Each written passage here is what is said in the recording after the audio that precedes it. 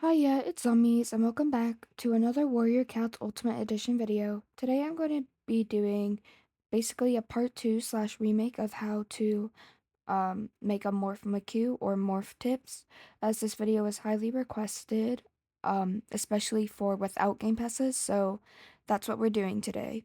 Anyways, I hope you enjoyed the video, and let's get started. So first off, save whatever morph you have and get your little blank kitty. And now here we come to the first tip, which is references. References can be good for creating morphs. You don't always need a reference, but I have two Pinterest boards full of references. One is just Warrior Cats references um to make morphs out of, and the second Pinterest board is just cats as well as poses and drawing references. So if you want some pose ideas for drawing, that board is good too. But I also use it for references. So, for making morphs. So those references help. This is the reference I picked and I'm gonna kind of be basing my cat off of. So we're back in editor and we have a reference on hand. So my second tip is fades. Fades can make your morph look very nice, and it adds a lot of extra detail so your morphs don't all look like your standard Luna over here. Listen, no offense to Lunas. Listen, if you can make a Luna look good, that's you. But personally, I like using a lot of fades in my morphs, and you can really play around with how you do fades. You can do the front of the body going to a different color to the back of the body. You can do fades from the top to the bottom or bottom to the top, or from the back to the front. Just you just have to play around with it. But for this, we're just going to be doing just a regular fade, and it's going from light to dark. So editor here, I forgot to mention, um, another kind of useful tip that goes along with this is picking whether you want to start on the head first or the body. But for this video, we're starting on the body first, if you couldn't tell. But yeah. So the two main items you want to use for fades are the cape and the single body stripe. And then I learned this from Cobra's video. Guys, go watch Cobra's video. I'll link it in the description. Anyways, is putting colors on the tail to help you just like kind of decide. So you see me here messing with colors. People say sometimes that your fades have to be seamless, and it just kind of depends on the morph you're using. For my morph, I can't really do a seamless fade as it's going from a dark reddish color to like a cream, so that's kind of hard to do. It's not impossible, but kind of just pick out your colors. It can also help you decide on a color palette for your fade, which is nice. And then after that, kind of just play around with the colors and lay them out. Um, some people only do fades on the torso. I typically do my fades on the torso and the legs just because I think that's what I prefer. Um, yeah, so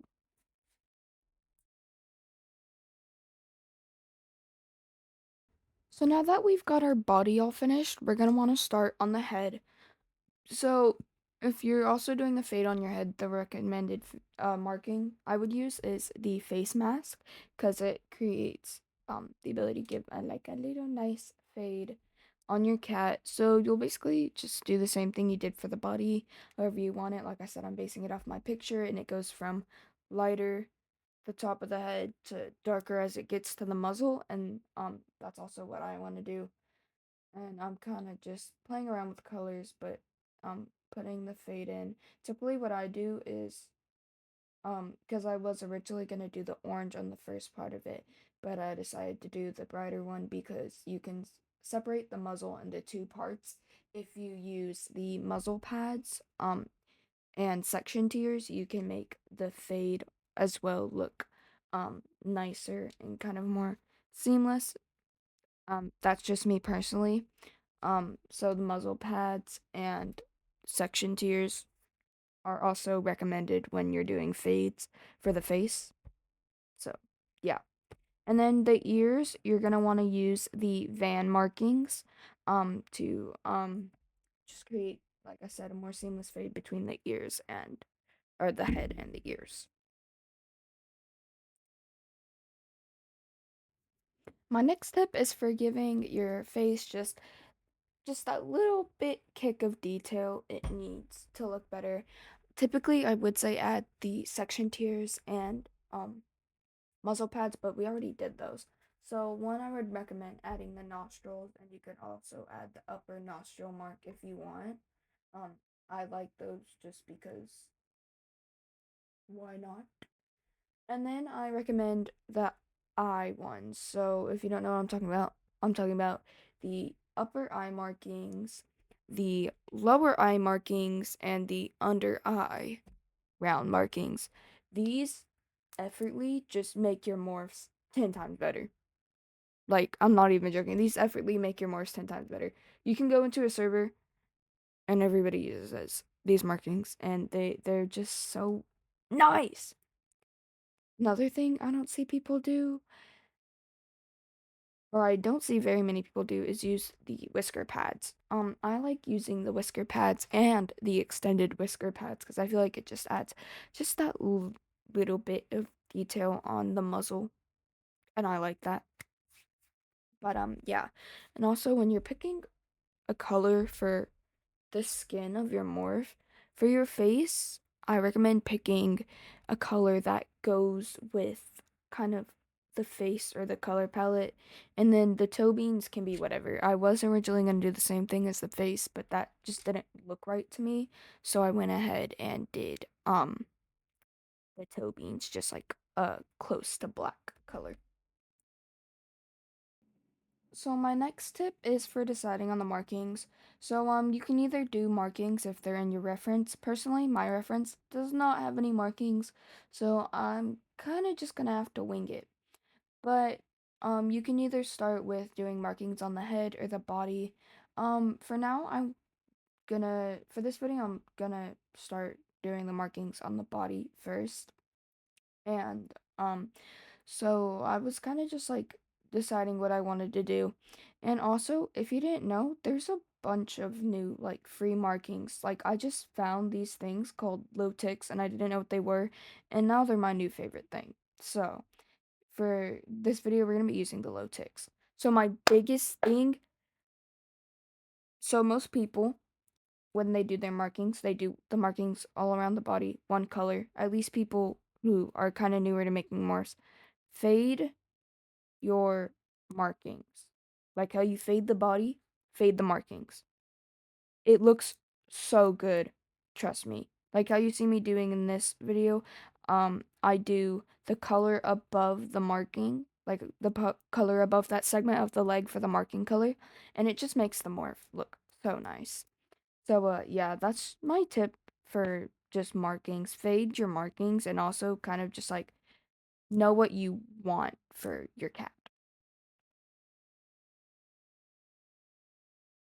Now, when doing markings for the head, I can't really give any tips. I mean, if you're doing stripes or something, I'd say match the pattern, I guess. But I just play around with it, really. There's so many different head markings and ways to make your cat's face look.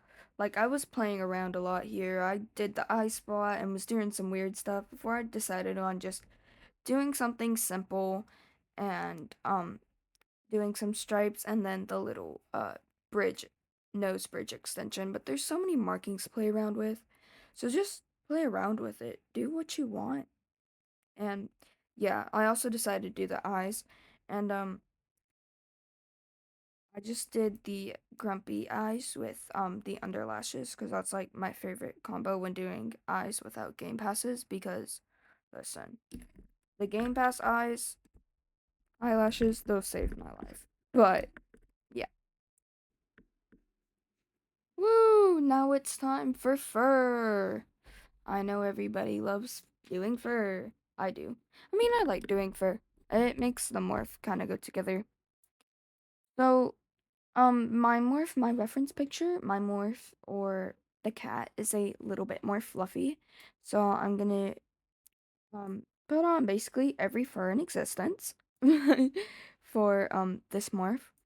And then you kind of just gotta play around with the free furs because the Game Pass furs have a lot more option than the free ones, but you can kind of play around and see what fits your morph best.